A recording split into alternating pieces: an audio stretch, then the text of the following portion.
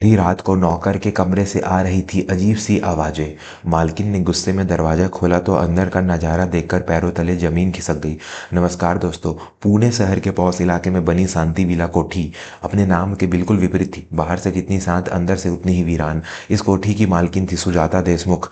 52 साल की सुजाता जी शहर की जानी मानी इंटीरियर डिजाइनर थी। उनके पास दौलत की कोई कमी नहीं थी। बैंक बैलेंस, गाड़ियां, जेवर सब कुछ था। लेकिन अगर कुछ नहीं था तो वो था अपनापन। 15 साल पहले उनके पति ने उन्हें सिर्फ इसलिए तलाक दे दिया था क्योंकि वो मां नहीं बन सकती थी। उस दिन के बाद से सुजाता जी का ममता शब्द से भरोसा ही उठ गया।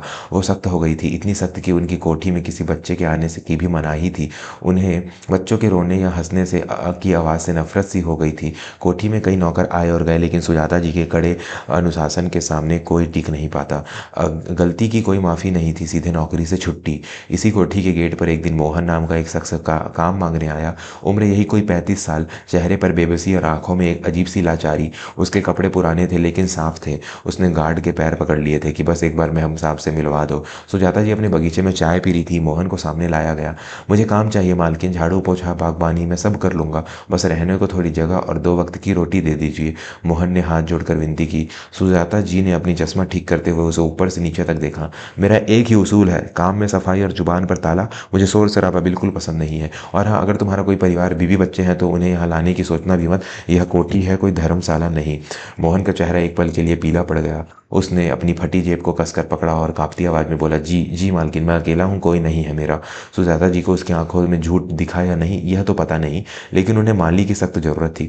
ठीक है, सर्वेंट क्वार्टर में पिछला कमरा खाली है, वहां रह सकते हो, लेकिन याद रहे अगर कोठी के अंदर से जरा सी भी आवाज आई तो उसी वक्त बाहर निकाल दूंगी।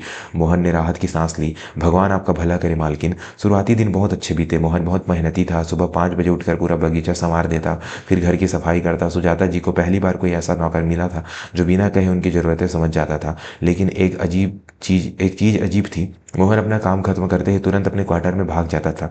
वो खाना भी वहीं ले जाकर खाता था। और सबसे अजीब बात यह थी कि वो अपने कमरे के दरवाजे पर हमेशा एक भारी ताला लगा कर रखता था, चाहे वो सिर्फ 5 मिनट के लिए बाहर क्यों ना हो। सुजाता जी को शक होने लगा, क्या यह कुछ चुरा रहा है या कोई नशा करता है।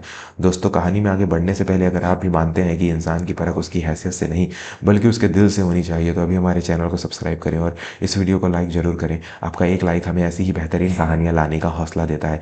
एक रात की बात है, मूसलाधार बारिश हो रही थी। सुजाता जी को नींद नहीं आ रही थी।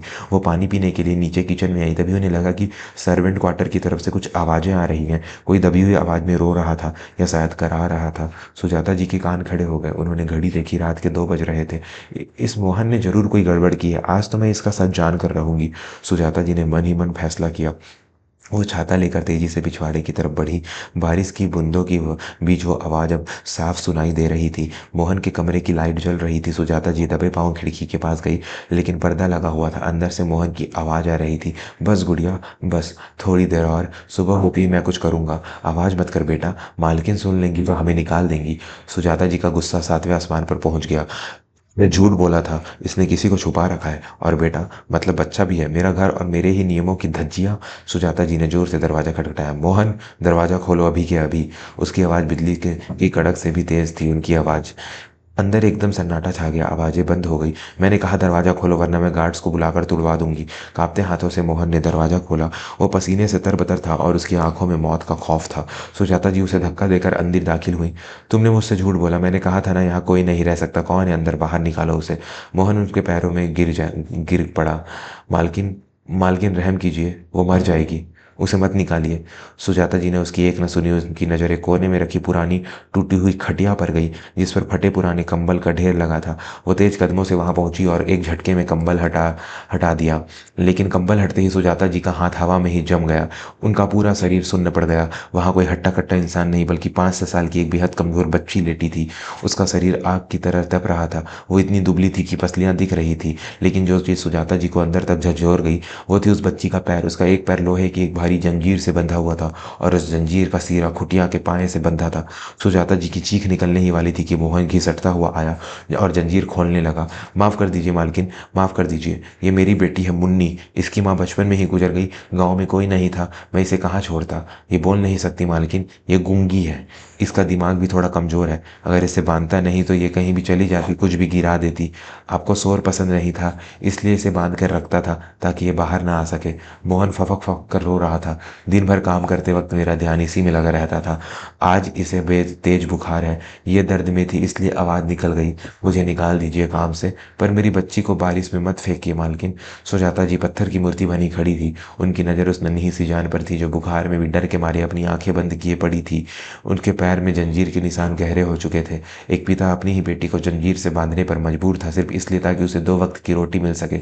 और वो रोटी देने वाली मालकिन कौन थी? वो खुद। सुजाता जी को अपनी अमीरियत, अपनी आसानो शौकत सब उस पल धूल के समान लगने लगी। उन्होंने जिसे अनुशासन समझा वो किसी के लिए सजा बन गया था। अचानक मुन्नी ने आंखें खोली। उसने सुजाता जी को देखा। उसकी आंखों में डर नहीं था बल्कि एक अजीब सी मासूमियत थी। उसने अपना छोटा सा बुखार से तपता हुआ हाथ सुजाता की तरफ बढ़ाया जैसे पानी मांग रही हो। उन्हें उस नन्हे से हाथ ने सुजाता जी के दिल पर जमी 15 साल पुरानी बर्फ को एक पल में पिघला दिया। वो जो बच्चों से नफरत करती थी घुटनों के बल बैठ गई। उन्होंने मुन्नी का हाथ थामा। वो हाथ बहुत गर्म था। मोहन, सुजाता जी चिल्लाई। मोहन डर से और सिकुड़ गया। जी जी मालकिन, मैं अभी इसे लेकर जाता हूँ। गाड़ी निकालो अभी के अभी, सुजाता जी ने हुक्म दिया। जी। मोहन समझ नहीं पाया। सुना नहीं तुमने? इसे बहुत तेज बुखार है, इसे अस्पताल ले जाना है। गाड़ी निकालो मूर्ख। मोहन को अपने कानों पर विश्वास नहीं हुआ, लेकिन मालकिन की आवाज़ में एक अलग ही अधिकार था। सुजाता जी ने खुद आगे बढ़कर उस गंदे कपड़ों से लिपटी बच्ची को अपनी गोद में उठाया। उनकी महंगी सिल्क की साड़ी गीली और गंदी हो रही थी, लेकिन उन्हें होश नहीं था। वो दौड़ते हुए गाड़ी की तरफ भागी। दोस्तों, एक औरत जब माँ बनती है तो दुनिया बदल देती है, लेकिन जब एक टूटी हुई औरत किसी पराये बच्चे को गोद में उठाती है तो भगवान भी झुककर देखता है। आगे क्या हुआ यह जानकर आपकी आंखों से आंसू आ जाएंगे। कहानी में बने रहें और चैनल को सब्सक्राइब करना ना भूलें। सुजाता जी मुन्नी को लेकर शहर के सबसे बड़े अस्पताल पहुंची। डॉक्टर ने जांच के बाद बताया, मिसेस देशमुख, बच्ची को निमोनिया है और कुपोषण की वजह से हालत बहुत नाजुक है। साथ ही इनके पैरों में इन्फेक्शन हो गया है। इलाज लंबा चलेगा और खर्चा। पैसे की बात मत कीजिए डॉक्टर, सुजाता जी ने डॉक्टर की बात काटते हुए कहा। इसे जो भी चाहिए बेस्ट से बेस्ट दीजिए। ये बच्ची ठीक होकर ही मेरे घर आएगी। मोहन कोने में खड़ा हाथ जोड़े बस रोए जा रहा था। उसे समझ नहीं आ रहा था कि वो सपना देख रहा है या हकीकत। वो मालकिन जो कल तक उसे इंसान भी नहीं समझती थी, आज उसकी बेटी के लिए मसीहा बन गई थी। 3 दिन तक सुजाता जी अस्पताल में ही रही, घर नहीं गई। वो मुन्नी के सिरहाने बैठी रही, उनके माथे पर पट्टियां रखती। मोहन ने कई बार कहा, मालकिन आप घर जाइए, मैं हूं ना। लेकिन सुजाता जी ने बस इतना कहा, चुप रहो मोहन, बाप हो तो बाप बनकर रहो, मुझे मेरा फर्ज निभाने दो। होश आने पर जब मुन्नी ने पहली बार आंखें खोली तो सामने सुजाता जी को पाया। वो बोल नहीं सकती थी, लेकिन उसने मुस्कुराकर सुजाता जी की उंगली पकड़ ली। उस स्पर्श में सुजाता जी को वो सुख मिला जो करोड़ों की दौलत उन्हें 15 साल में नहीं दे पाई थी। उन्हें लगा जैसे उनकी सूनी गोद भर गई हो। 1 हफ्ते बाद मुन्नी को डिस्चार्ज मिला। मोहन उसे अपनी गोद में उठाने लगा तो सुजाता जी ने रोक लिया। खबरदार, जो उसे सर्वेंट क्वार्टर की तरफ ले गए तो। मोहन घबरा गया। तो कहाँ ले जाऊं मालकिन? वो अब उस अंधेरे कमरे में नहीं रहेगी। सुजाता जी ने अपनी कोठी के मुख्य दरवाजे की तरफ इशारा किया। आज से मुन्नी मेरे साथ मेरे कमरे में रहेगी। मोहन के पैरों तले जमीन खिसक गई। लेकिन मालकिन, मैं नौकर हूँ, वो नौकर की बेटी है। सुजाता जी की आंखों में आंसू आ गए। उन्होंने मोहन के कंधे पर हाथ रखा। मोहन, उस रात जब मैंने उसे जंजीर से बंधा देखा तो मुझे लगा कि जंजीर उसके पैरों में नहीं, मेरी आत्मा पर बंधी थी, मेरे अहंकार की जंजीर। इस बच्ची ने मुझे इंसान बनाया है। 15 साल पहले डॉक्टर ने कहा था मैं माँ नहीं बन सकती, लेकिन आज इस बच्ची ने मुझे माँ बना दिया।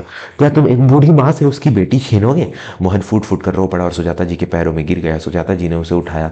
कोठी का माहौल अब बदल चुका था। वो घर जहाँ सुई गिरने की आवाज़ पर भी डांट पड़ती थी, अब वहाँ दिन भर मुन्नी की हंसी गूंजती थी। भले ही वो बोल नहीं सकती थी, पर उसकी हंसी की खनक भर घर भर देती थी। सुजाता जी ने मुन्नी का दाखिला एक स्पेशल स्कूल में करवाया। वो खुद उसे पढ़ाती और उसे नए कपड़े पहनाती, उसके बालों में रिबन लगाती।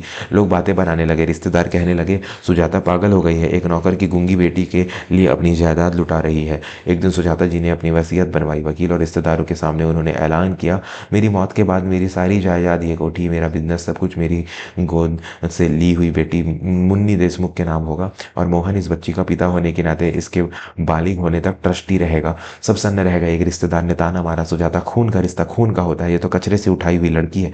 सुजाता जी ने गुस्से में कहा, खून के रिश्ते ने ही मुझे 15 साल पहले तलाक देकर घर से निकाला था। यह दिल का रिश्ता है, और याद रखना, खून पानी हो सकता है लेकिन पसीना और आंसू कभी झूठ नहीं बोलते। मोहन ने अपने पसीने से मेरी सेवा की और इस बच्ची के आंसुओं ने मुझे जिंदा किया। आज शांति विला में शांति नहीं, खुशियां हैं। मुन्नी अब इशारों में अपनी बड़ी माँ से बातें करती है। सुजाता जी के चेहरे से वो सख्त नकाब हट चुका है, अब वहां सिर्फ ममता की चमक है। मोहन अब नौकर नहीं, परिवार का हिस्सा है। निष्कर्ष दोस्तों, इस कहानी से हमें यही सीख मिलती है कि औलाद को जन्म देना ही माँ बाप होना नहीं होता। किसी के दर्द को अपना समझना, किसी बेसहारा को सहारा देना, असली इंसानियत यही है। दौलत से आप आलीशान बिस्तर तो खरीद सकते हैं, लेकिन सुकून की नींद और किसी का प्यार नहीं। सुजाता जी ने समाज के डर से नहीं, अपने दिल की सुनी और यही उनकी सबसे बड़ी जीत थी। अगर इस कहानी ने आपके दिल को भी छू लिया है तो कमेंट बॉक्स में इंसानियत जिंदाबाद ज़रूर लिखें। जाते जाते आपसे निवेदन है कि अगर अभी तक आपने हमारे चैनल को सब्सक्राइब नहीं किया है तो प्लीज़ सब्सक्राइब करें और बेल आइकन दबाएं। हम हर रोज़ आपके लिए ऐसी ही दिल को छू लेने वाली कहानियाँ लाते रहेंगे। धन्यवाद। जय हिंद।